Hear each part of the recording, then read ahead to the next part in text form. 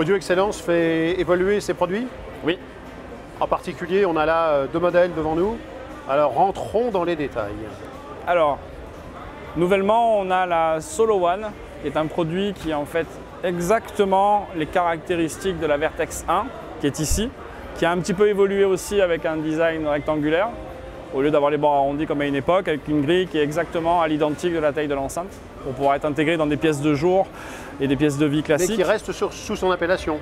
Qui reste sous son appellation. C'est une évolution, mais qui n'est pas rebadgée, ça ne sert à rien. C'est le même produit à l'intérieur. On a toujours feuille avant, arrière, de face avant, face arrière en métal, de 3 mm sur celle-ci. On a toujours 100 watts RMS, on a toujours 90 dB.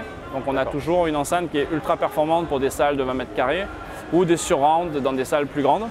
Et en fait, la Solo One, elle est venue aider un petit peu tout ça, puisque comme elle est beaucoup plus fine, elle va l'être encore un peu plus bientôt, puisqu'elle sera elle aussi faite avec face avant, face arrière en métal. Donc elle va encore réduire, là on est à 8 cm, on va descendre plus près des 6. Et elle, l'avantage qu'elle a, c'est comme elle est en coaxiale, on a une diffusion qui est beaucoup plus propre et naturelle, et on peut l'utiliser beaucoup plus facilement en surround, en Atmos, et aussi en face avant sur les salles jusqu'à 20 mètres carrés. Donc on est sur un produit là qui est... Alors pour celui-ci, on est autour de 1200-1300 € environ, en fonction de la livre sterling, mais globalement c'est ça. Et là, on a une enceinte qui est juste en dessous de 1000 €. On garde les niveaux de pression très importants. Oui, on est à 110 dB à 1 mètre, donc à 1 mètre. Donc on a 105 à plus de 2 mètres. Donc clairement, on est très au-dessus de beaucoup de produits du marché, avec une signature sonore irréprochable.